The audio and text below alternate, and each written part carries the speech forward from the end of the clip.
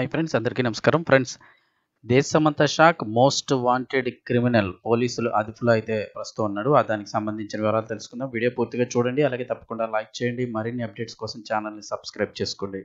అంతర్జాతీయ స్థాయిలో most wanted నేరస్తుడిగా పేరుగాంచిన అన్మోల్ బిష్నోయ్ చివరకు భారత దర్యాప్తు సంస్థ అదుపులోకి వచ్చాడు.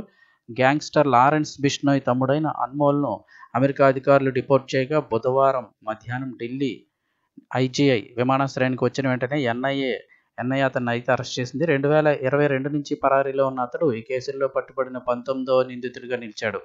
ఎన్ఐఏ విడుదల చేసిన ప్రాథమిక ఫోటోలలో అన్మోల్ తెలుపు రంగు స్వెటర్, నల్ల జీన్స్ ధరించి నిరాశతో తలదించుకొని కనిపించాడు. 2023 మార్చిలోనే అతనిపై ఎన్ఐఏ దాఖలు చేసిన ఛార్జ్షీట్లో అతడు 2020 నుండి 23 వరకు దేశంలో చోటు చేసుకున్న అనేక తీవ్రవాద చర్యలకు ప్రధాన భాగస్వామిగా పనిచేశాడని స్పష్టమైంది. గ్యాంగ్స్టర్ లైన్ గోల్డీ బ్లార్ అలాగే లారెన్స్ బిష్నోయ్లతో కలిసి అతడు కుట్రలు పన్ని షూటర్లకు అవసరమైన సహకారం అందించాడని దర్యాప్తులో తేలింది. అమెరికాలో ఉన్నప్పటికీ అన్మోల్ బిష్నోయ్ గ్యాంగ్ కార్యకలాపాలకు ఆధారంగా నిలిచాడని ఎన్ఐఏ చెబుతోంది. అతను నేరగాళ్లకు స్వల్పకాలిక ఆశ్రయం, ఆయుధాల ఏర్పాట్లు, లాజిస్టిక్ సపోర్టు కల్పించే బాధ్యతలు నెరవేర్చేవాడు.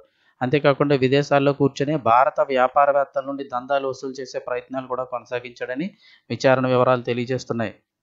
అన్మోల్పై ఇప్పటికే పలు రాష్ట్రాల్లో కేసులు నమోదయ్యాయి. కాబట్టి ఎన్ఐఏ విచారణ పూర్తయ్యాక అతడిని వరుసగా ఇతర రాష్ట్రాల దర్యాప్తుల సంస్థలు కస్టడీకి తీసుకోనున్నాయి. ఢిల్లీ క్రైమ్ బ్రాంచ్కు అతడు ముఖ్య నిందితుడు. 2023లో జరిగిన సన్లైట్ కాలనీ ఎక్స్కర్షన్ కేసులో వ్యాపారవేత్తను బెదిరించి భారీ మొత్తంలో డబ్బు డిమాండ్ చేసిన ఆరోపణలున్నాయి. ఈ కేసులో అతన్ని రిమాండ్ కోరేందుకు ఆర్కేపురం యూనిట్ సిద్ధమైంది. ఇక మరోవైపు ఢిల్లీ స్పెషల్ సెల్ బిష్నోయ్ గ్యాంగ్కు సంబంధించిన అనేక దాడుల్లో కేసులో అతన్ని ప్రశ్నించనుంది. అంతేకాక ముంబై పోలీసులు 2023లో జరిగిన బాబా సిద్దికీ హత్యాయత్నం కేసులో అన్మోల్ కీలక పాత్ర పోషించాడని, షూటర్లకు ఆయుధాలు మరియు వస్తువులు సమకూర్చాడని నిర్ధారించినట్లు తెలుస్తోంది. ఈ కేసులో కూడా అతన్ని ముంబైకి తరలిస్తారు. ఇక మరోవైపు పంజాబ్లో సంచలనం సృష్టించిన సిద్ధు మూసేవాలా హత్య కేసులోనూ అన్మోల్ 3వ స్థాయి కుట్రదారుడిగా గుర్తించబడ్డాడు. అలాగే రాజస్థాన్ పోలీసులకు అతడిపై ప్రత్యేక ఆసక్తి ఉంది. అక్కడ అతడిపై ప్రకటన చేసిన బహుమతి మొత్తం ₹1,00,000. మొత్తం 20కి పైగా కేసుల్లో అతడు నిందితుడిగా ఉన్నాడు.